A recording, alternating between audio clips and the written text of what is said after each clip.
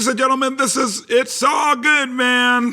The Better Call Saul podcast. My name is Brian, and with me, as always, is my biological father, Dave. Dave, how are you doing this afternoon? Pabst Blue Ribbon. Dave and I also host a Nothing Important podcast where we talk to people more famous than we will ever be. And make sure you check out this week's episode, probably going up on Friday or Saturday. We have nerdcore rappers Mega Ran and MC Lars. We went and saw their show in Chicago just last night as we record this, and they were nice enough to sit down afterwards and chat with us for a good 35 minutes. Right, Dave? Yeah, I was just having problems setting up my microphone, like for this podcast, and I realized it was a bad XLR cable, and it's one of the XLR cables that I used for the interview, so I really hope nothing got screwed up. Well, we'll just do the best that we can.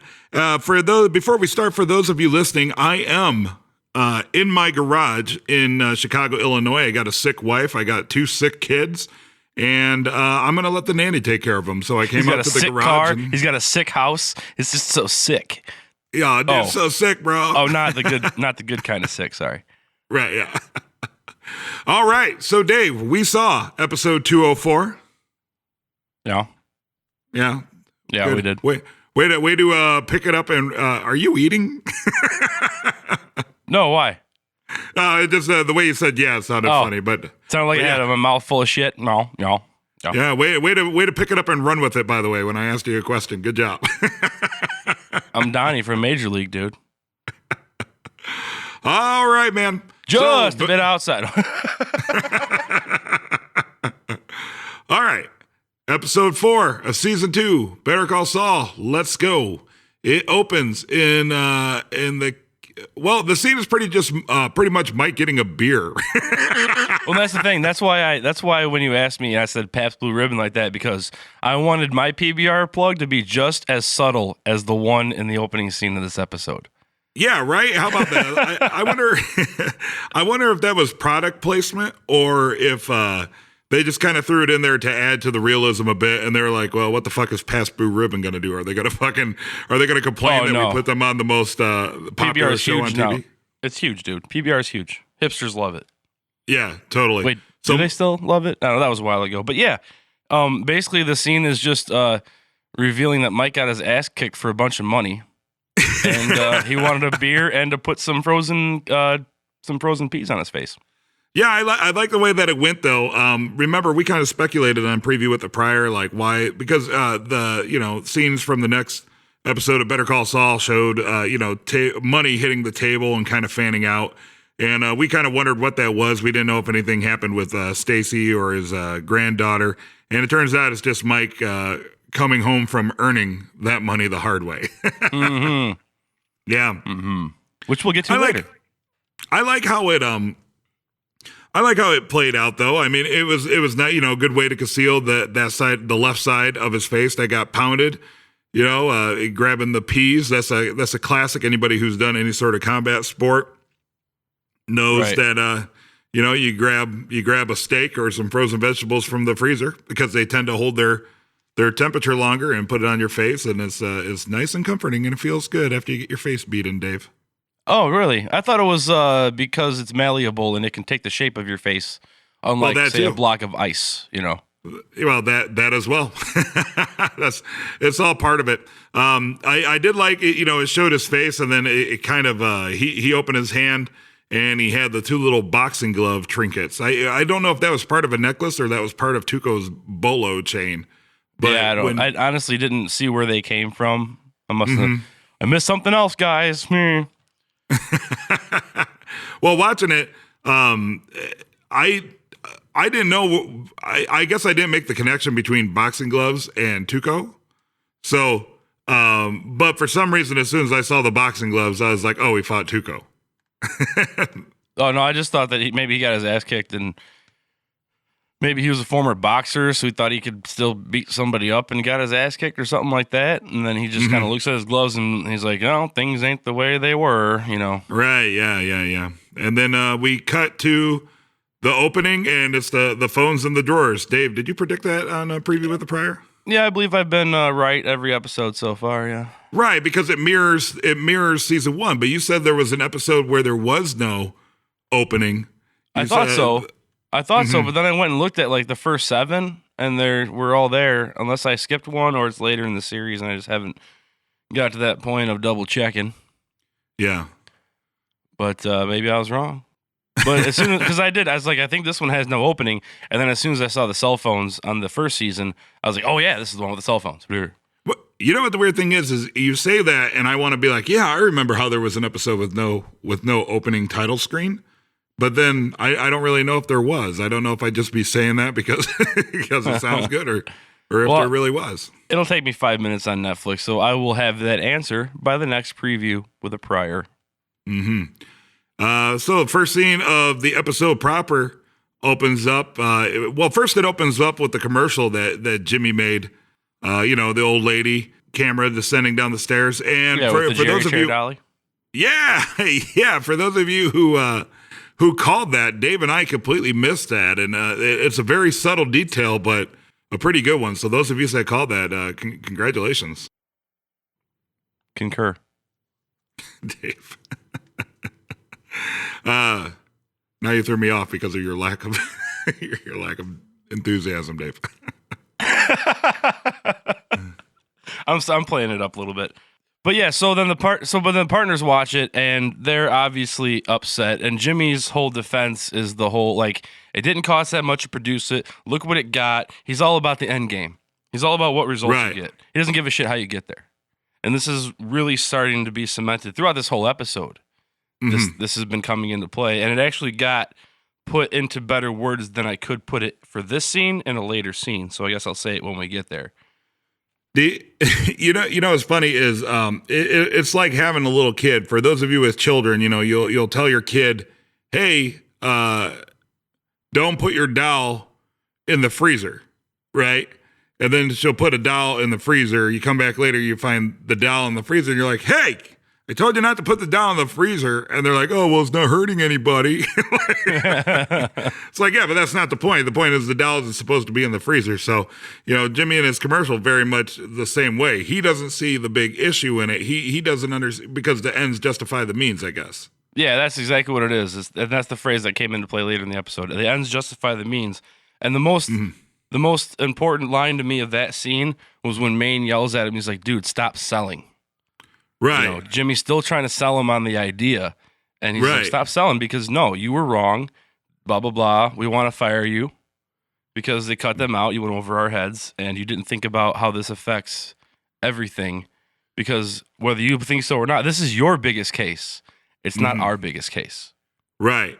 Well, you know what? Another thing that struck me about that scene is where he says, they were most pissed by Jimmy's lack of teamwork.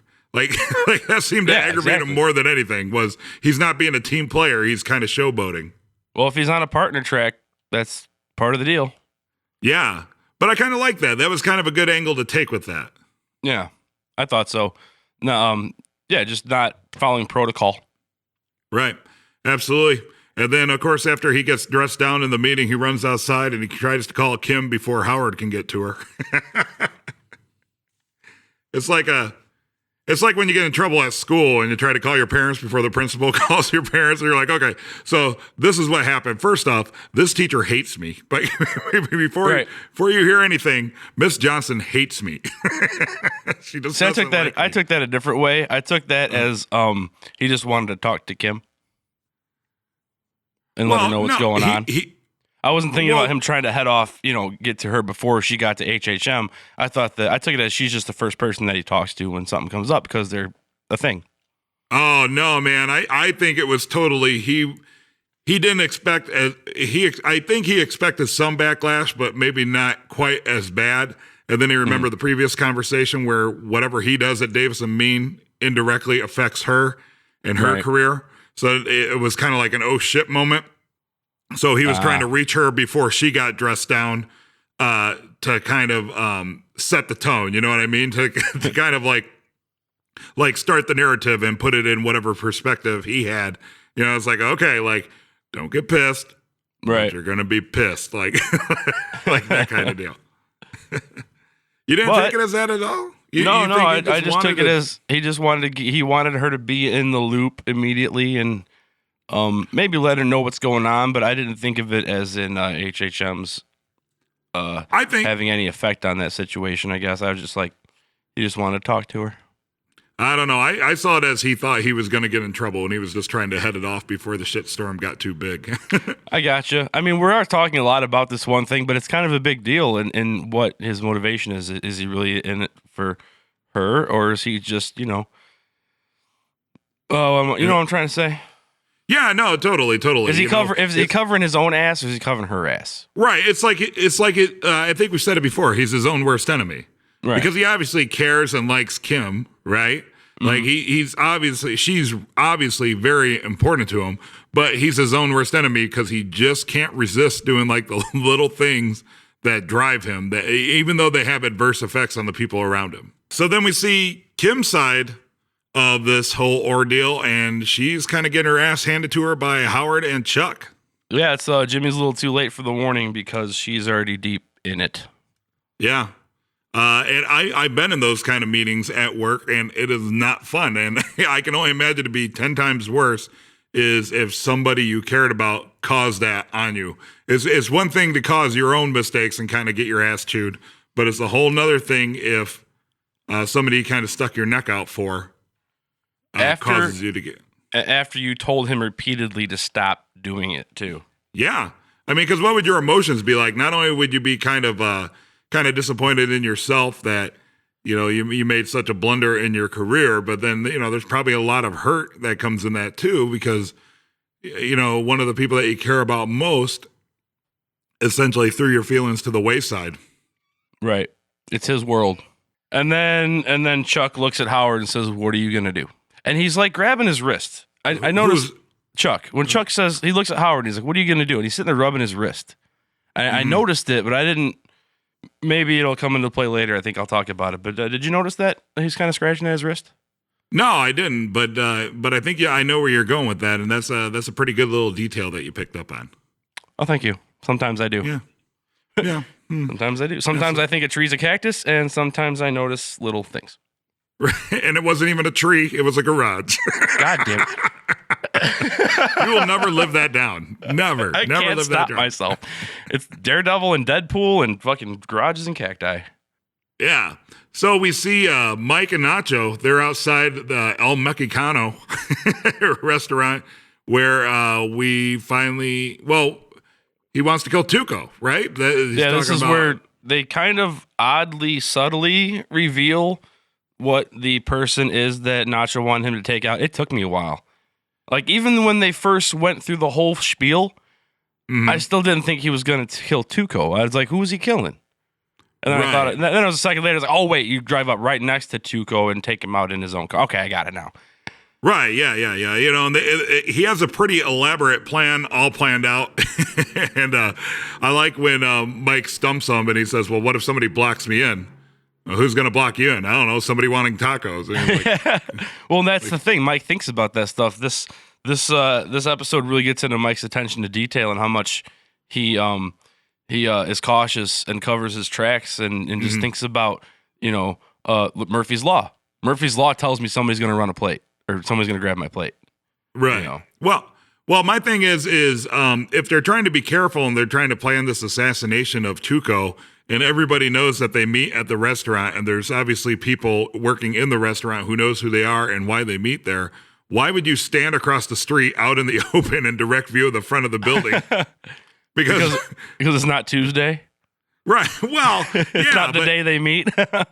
Yeah. Okay. So Tuco gets killed, right? And then somebody does see Mike, and it's like, oh, it was like an old white guy that did it.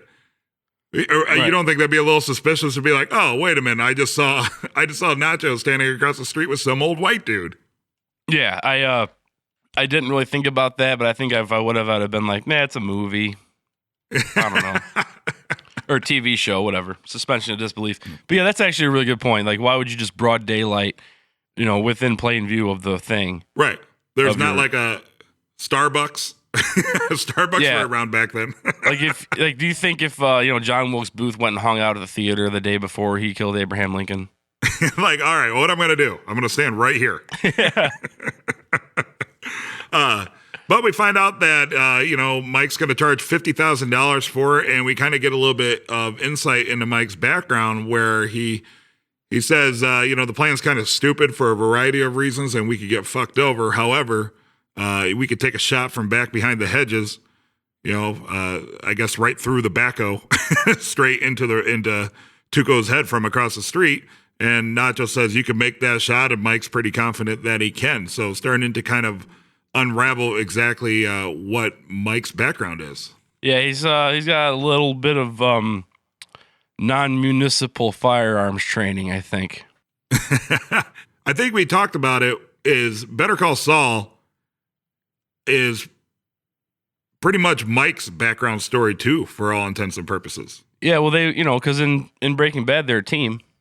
Mm-hmm. So it's kind of how the band got together, I guess. It's not just Jimmy's. Yeah. Because Saul Goodman, it was an operation. It was a multi-layered conglomerate of shady businesses. I also noticed that Mike looks wrecked in this scene. Like he just looks beat down, and I don't remember him looking like that in Breaking Bad. But he looks just weary, just worn out and weary, and he's kind of doesn't enunciate. He enunciates like I do. And just bloodshot eyes like I usually have. Mike's on weed. He might be. No, but seriously, he does. He looks like maybe he's like half drunk all the time still, but he just does. You notice that? He just looks super weary. Yeah, totally. I get what you're saying. And it makes you think he's going to snap sometime soon or like go crazy, but he's in Breaking Bad. So, is there like a valley before he comes back up or something? It's kind of interesting. Well, in Breaking Bad, he kills, but we haven't seen him do that in Better Call Saul. So just as Jimmy McGill will eventually become Saul, maybe part of this whole Mike story in Better Call Saul is leading up to the time when Mike, maybe kills somebody for money. And now it's after hours at the HHM office. Jimmy gets let in by the porter, and he's trying to track down Kim, who is stuck doing document review down in the cornfields. That is correct. And I was kind of laughing to myself because it just reminded me of Jimmy's office at the salon, how it's in the back of the building, it's next to the boilers and blah, blah, blah, except at HHM, it's still really nice. Yeah, a lot of parallels there. Kim is not very happy to see Jimmy. And, true to form, he says, I can make things right. Still trying to play the it's not so bad card. Yeah, right. Because the end justifies the means. Mm-hmm. Yeah, and her reply is, if you go to Howard and try to make this right, we're done. And then Jimmy gets kind of excited and he's like, we're not done? Go back to preview of the prior. What did you say versus what did I say? I thought it'd be the end of the relationship. I thought it'd be a big blow up. And I thought it'd be a bump in the road because it looks like it's just a bump in the road for now. Yeah, but that's such a huge bump, though. That is like for all intents and purposes, he pretty much ruined her career advancement. Maybe he didn't. Maybe this is like just a little punishment thing and she'll get her office back, sooner than later. And it's not so bad, and that's why she's like, don't go talk to Howard. Let me ride this out, and then I'll be back on track, and it's a minor setback. Yeah. You never know. Yeah, that's a good point. And Jimmy doesn't go to Howard, but instead, he goes to Chuck. That's right. That's exactly what I wrote. Jimmy goes to Chuck. I love how he just like walks past the mailbox, and he's like, fuck this. I'm not putting my shit in your fucking mailbox. And then he's like, oh, God damn it. I'll put my shit in your fucking mailbox. Right, yeah. We wrote almost the same notes. I said, begrudgingly puts away electronics. But he does it so aggressively. He slams the thing shut and he throws the stuff in there. It's like his character just wants to be a badass because then he goes up, knocks on the door, and after he gets a no answer a couple times, he's like, all right, you asked for it. And everybody expects him to break a window or bust in, but he just politely opens the door with a key. And well, he's like, I'm in your house. It's like he knows, because deep down he still loves and respects his brother, I guess. So he knows he's not going to actually take that aggression out on Chuck. So he's just releasing it in other ways on mailboxes and by yelling empty threats. So So great. You asked for it. All right, I'm in your house. Hey, guys. And then we see Chuck on the couch. He's making puppy noises. Jimmy gets him an extra space blanket with water, and he's they have wearing a slumber party. He is wearing the space blanket lined suit with a space blanket and an extra space blanket and a wristwatch underneath it all. Yeah. That's where I noticed he was wearing a wristwatch. Right, we talked about that. And I thought about him rubbing his wrist earlier, but I don't think there's a watch on there. But and then you brought up the point, maybe it's a wind-up watch or something. Right, like there's natural motion watches that winds itself with the natural motion of your arm swinging. Right. That's probably that'd be a Something pretty like big that. yeah. That'd be a pretty big maybe it's a completely mechanical wind-up watch. I mean, he's rich; he can afford something like that. I guess there'd be no real electricity going through that, right? Yeah, he doesn't have a Daniel Warmold Swatch watch exactly. Right. When Jimmy puts on the second blanket, he looks frustrated at Chuck. He's like, it's almost like he's looking at Chuck like, why don't you freaking snap out of it already, right? Right. He's so frustrated. He's like, why do I have to deal with your bullshit psychosomatic disease? Why can't you just be normal and just move past it? But isn't that the way Chuck feels about slipping Jimmy? Ooh. So smash cut. We have Mike in the hotel with, I believe his name is, I want to say like Watson, who's the same gun dealer as, it's the gun dealer from Breaking Bad who sells Walt his handgun. I didn't catch that. You caught that. I didn't catch that. Yep. Mike is obviously very familiar with sniper rifles, and that's where we can assume that he was in Vietnam. This is the first that I noticed some specifically vague Vietnam veteran references, bringing the gun to the jungle and the way he handled that rifle. Which would explain a lot of his badassery. Right. And I was wondering, did this gun salesman talk like that in Breaking Bad? Because that just cracked me up. He's like, it hides, you ran it through a random stipple machine press and hides the patterns in the metal density and throws off the X-ray diffractors and the other higher end methods. Like he's very technical or very, very proficient. He just sounds like one of those guys that knows enough technical words to make you think he knows what he's talking about, and he's just spitting your bullshit. Oh. But he keeps saying soft target, so I'm thinking that guy's a vet too. Yeah. Well, probably. Yeah, for sure. Mike kind of changes his mind, doesn't buy a gun. But what I like as the scene fades out is the gun dealer kind of puts the gun away, but he seems almost annoyed that Mike had it pointed the right way or the wrong way. Yeah, he kind of gives him that little look and he's like, ugh. Yeah. Like, fucker. Chuck wakes up to see Jimmy sitting in his chair. He's surprised he's still there. Jimmy makes him tea. And he kind of starts calling Chuck out. Chuck denies that he was punishing Kim. And he reveals that Kim didn't know that Maine didn't approve of the movie, or the commercial, but he didn't apply it to her. Like, it's basically trying to take the blame. Saying, this isn't Kim, this is me. This is what I told her. Leave her out of it. And he doesn't believe Chuck that Chuck's not using her to punish him. Right, because, man, that was such a good scene. I'm sorry, I really liked that scene. Yeah, and the whole thing about life is all about making deals, and he's trying to get Chuck to extort him. Right, and and just Chuck just keep digging at Jimmy like she should have known better, and like just openly, you suck, basically. Right, cranking the asshole up a little bit. Right, and Jimmy broke the rules, made Kim an accessory, embarrassed Howard, who vouched for Jimmy. And he made Davis and Maine partners look like, quote unquote, schmucks. Right. Jimmy did not do awesome there. Definitely played. No, I'm sorry. Go ahead. I put a star next to this note that Jimmy's like an alcoholic who refuses to admit that he has a problem. Mm-hmm. Indeed. And Chuck could very well say that into a mirror because Chuck is also like an alcoholic who refuses to admit that he has a problem. They're really playing on this stuff, and I like it. It's so like subtle, and I like the way they make you think. They don't just throw it out there, right? But like Chuck is totally a freaking hypocrite, and Jimmy's just calling him out on it, and he's like, "Swim on the bottom with me, Chuck. Come on down," Mm-hmm. And he is. He's kind of bringing Chuck down to his level. Yeah, totally. But Chuck doesn't really take the bait, though. No, but I did also notice that during this entire argument, did Chuck not move around pretty well? Yeah. Oh, yeah. Good point.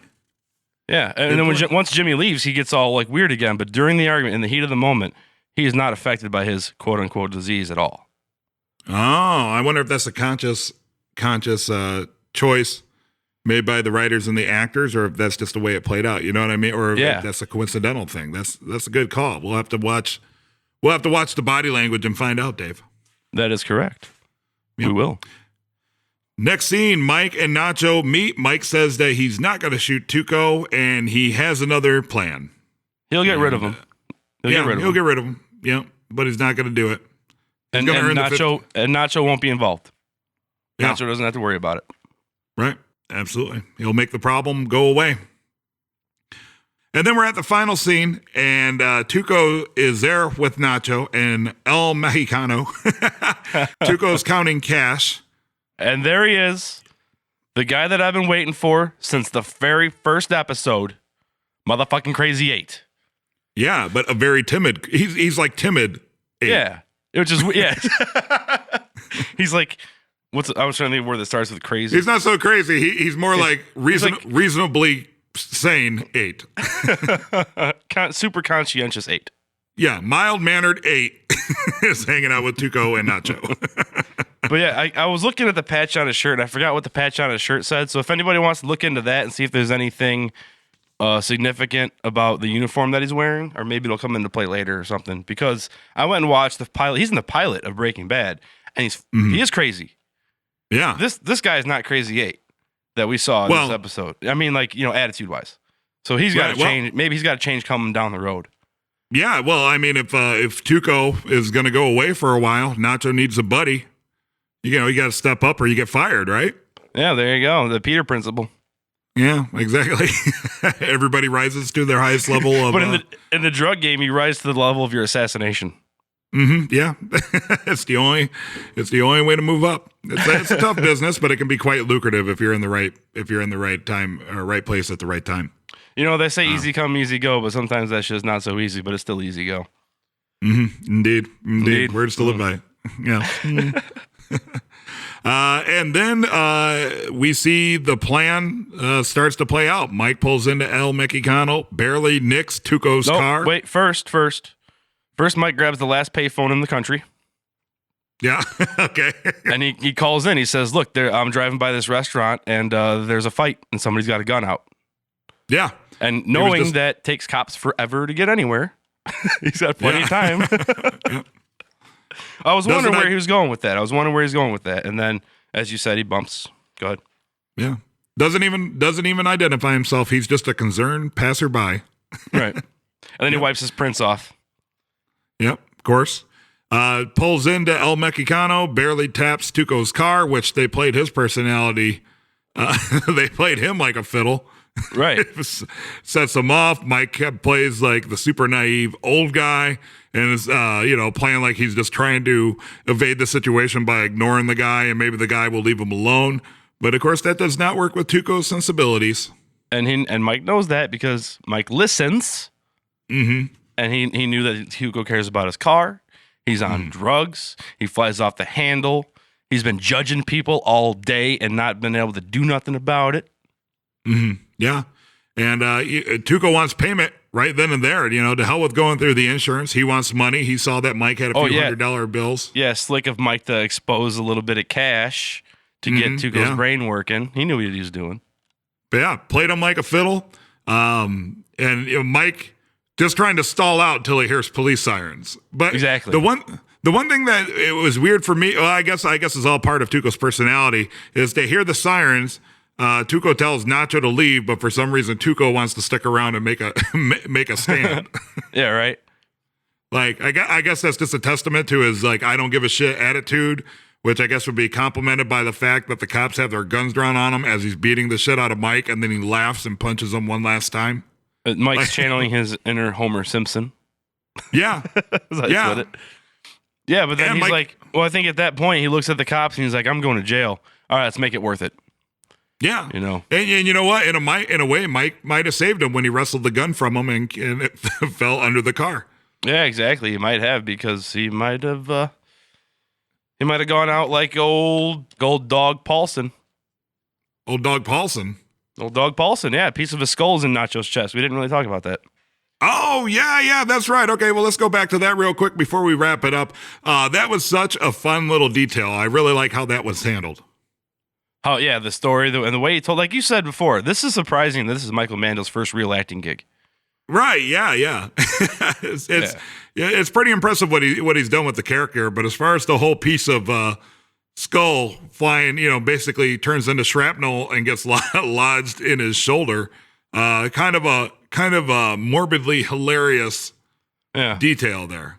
Yeah, and something that's an everlasting reminder of your life in the game. Right. It's ridiculous enough to where you're like, what? But not so ridiculous that it doesn't fit thematically and tonally with the rest of the series. It's like perfectly rides the line of what the fuck are the chances? But then again, people get hit by lightning all the time, and what the fuck are the chances of that? Yeah, right, yeah. Well, even the makeup job, or even like the prop job, where it's like these two little things, and it's like it's just kind of like it's subtle. Yeah, he tried to dig it out, just couldn't get to it. It's just part of doing business, I guess. Yeah, exactly. Well, exactly. Dave, what did you think over? Well, we got to talk about the very last scene, because I like the fact that Nacho says he's getting a 5 to 10 stretch for $25,000, and he's like, "You went a long way not to pull that trigger. Why?" Oh, yeah. And Mike just walks away. None of your none of your business. Yeah, apparently that's Mike's very Batman-esque in a way. But leading up to your thing, how you brought up the fact that in Breaking Bad he kills. So in this, he went a long way not to. Yeah, we're long way not to a point where he will. Everybody's got a price. Well, so it's all part of the overall story, right? Yeah.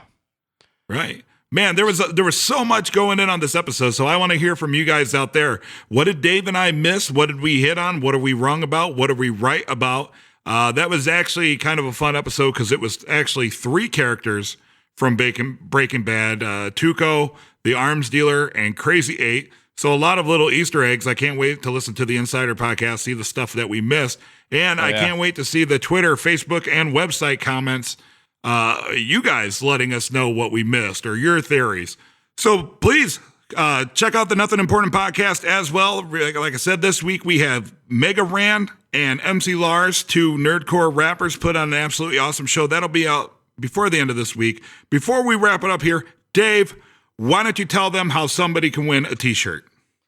Well, Brian, I was thinking that since the first thing I did after watching this episode was go watch Crazy 8 and Breaking Bad.